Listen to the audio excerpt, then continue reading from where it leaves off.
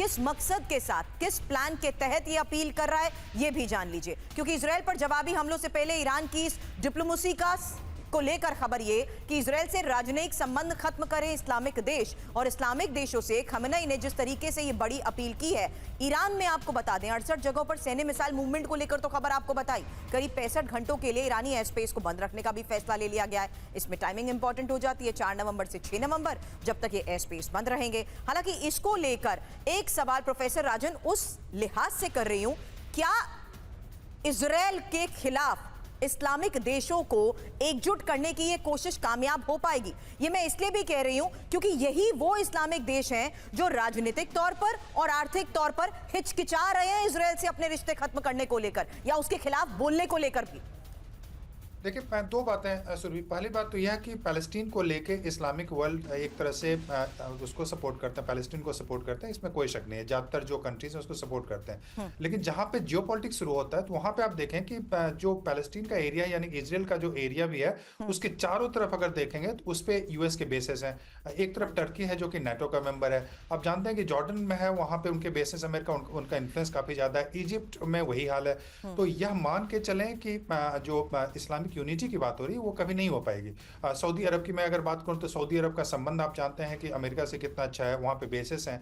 Qatar में आपने बताया था अपने ही न्यूज़ में कि वहां पे अमेरिकन बी बॉम्बर्स अभी वहां पे लैंड कर रहे हैं। तो वैसे में यह एक्सपेक्ट करना कि इस्लामिक वर्ल्ड एक हो जाएंगे, मुझे लगता है ऐसा बिल्कुल भी होने वाला नहीं है। हाँ, ये खमेनी जरूर चाहते हैं, लेकिन खमेनी की भी जो पॉलिटिक्स है डिवाइसिव पॉलिटिक्स है, उनकी कोई यूनाइटिंग पॉलिटिक्स और सऊदी अरब से उनका सीधा झगड़ा है। वो चाहते हैं कि इस्लामिक शिया वर्ल्ड जो है एक तरह से इस्लाम का सबसे बड़े लीडर के रूप में वो इमर्ज करें, और यह संभव नहीं है क्योंकि दूसरे देश जो है ऑर्गेनाइजेशन ऑफ इस्लामिक कंट्री का जो ऑर्गेनाइजेशन है उसमें भी उसका विरोध करते हैं। तो इस्लामिक यूनिटी बिल्कुल भी संभव नहीं है मेरे हिसाब से। बिल्कुल, और क्योंकि ये संभव नहीं है, क्या यही वजह है कि अब ईरानी हमले में शामिल होंगे सभी प्रॉक्सी ग्रुप? अब रिपोर्ट क्या दावा कर रही है, एक और खबर है, और ये इजराइल के खिलाफ एक साथ हमले की प्लानिंग को लेकर खबर बड़ी है, जहां ईरान के पिछले हमलों से बड़े अटैक को लेकर तो दावे किए जा रहे हैं। ईरानी सोर्सेस के हवाले से ईरान ऑब्जर्वर का यह दावा आखिर है क्या? क्योंकि जाहिर सी बात है, सीधे तौर पर अगर इजराइल को टारगेट करना चाहता है ईरान, तो वो अपने प्रॉक्सीज को अभी तक और ज्यादा एग्रीवेट करता हुआ नजर आया है। यही वजह है कि इजराइल में सीधे तौर पर हिजबुल्लाह भी हमलों को अंजाम दे रहा है। लेकिन इस वक्त ये जो दावे हैं, खबर है इजराइल पर हमले के लिए तैयार अल नुजबा भी है, और इराक से इजराइल पर हमले का ये प्लान तैयार बताया जा रहा है। अल नुजबा ग्रुप के कमांडर की तरफ से बड़ा खुलासा हुआ है। खमेनी के आदेश का इंतजार कर रहे हैं प्रॉक्सी ग्रुप, और ईरान के संपर्क में इराकी ग्रुप भी बताए जा रहे हैं। हालांकि इराक से अब ईरान जिस तरीके से हमला फिक्स करना चाहता है, इस बारे में एक्सपर्ट से भी करूंगी सवाल। उससे पहले इस प्लान को लेकर क्या दावे किए जा रहे हैं, क्योंकि ये इराक से इजराइल पर हमले के प्लान को लेकर खबर है, जहां इराक में मौजूद ग्रुप अल नुजबा हमले की तैयारी में है, और हमले के वक्त और लोकेशंस को लेकर ही ईरान से चर्चा को लेकर भी दावे किए जा रहे हैं। अल नुजबा के कमांडर के मुताबिक ईरान से संपर्क में है, ईरान से तालमेल बनाकर इजराइल पर हमले की तैयारी को लेकर एक और खबर,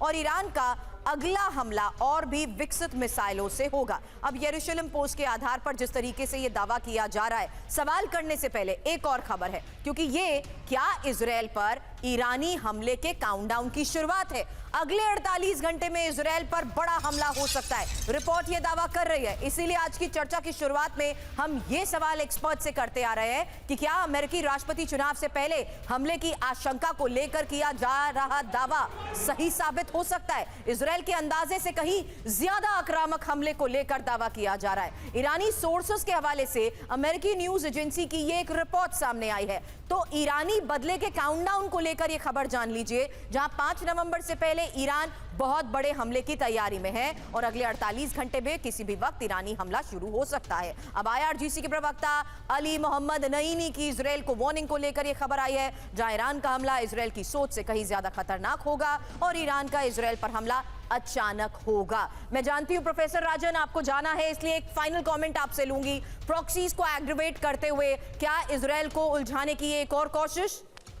जी देखिए, ये तो पहले से कोशिश जारी है कि उसके जितने भी प्रॉक्सीज हैं ईरान के, चाहे वो सीरिया में हो या फिर हमास के रूप में या फिर लेबनान में आपने देखा, और हूती में, यमन में भी, उनको एक जो इस्लामिक यूनिटी की बात कर रहा है अगर, तो उसी यूनिटी की बात कर रहा है। इसके जो प्रॉक्सीज हैं उनको एक साथ लाने की कोशिश कर रहा है, और काफ़ी हद तक प्रॉक्सीज उनके साथ है। लेकिन प्रॉक्सी भी चाह रहे हैं कि ईरान पूरी तरह से इसमें इन्वॉल्व हो जाए, क्योंकि अब जिस ढंग से लेबनान का में हिजबुल्लाह पे अटैक हो रहे हैं, लेकिन ईरान पूरी तरह से अभी भी इन्वॉल्व नहीं होना चाह रहा है। आपने देखा पहले जो 2 अटैक्स हुए थे उसको ईरान ने पहले ही बताया कि हम अटैक करेंगे, अभी लेकिन यह बोल रहा है कि उसमें कोई भी टाइम फ्रेम नहीं दे रहा है ईरान।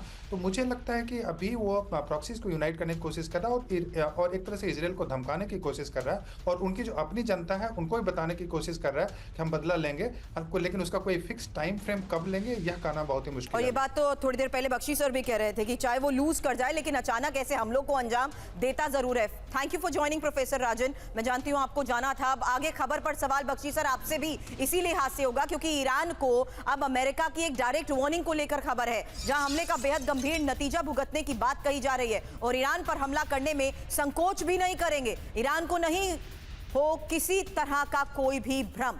यूएन में ईरान को ये अमेरिकी चेतावनी है।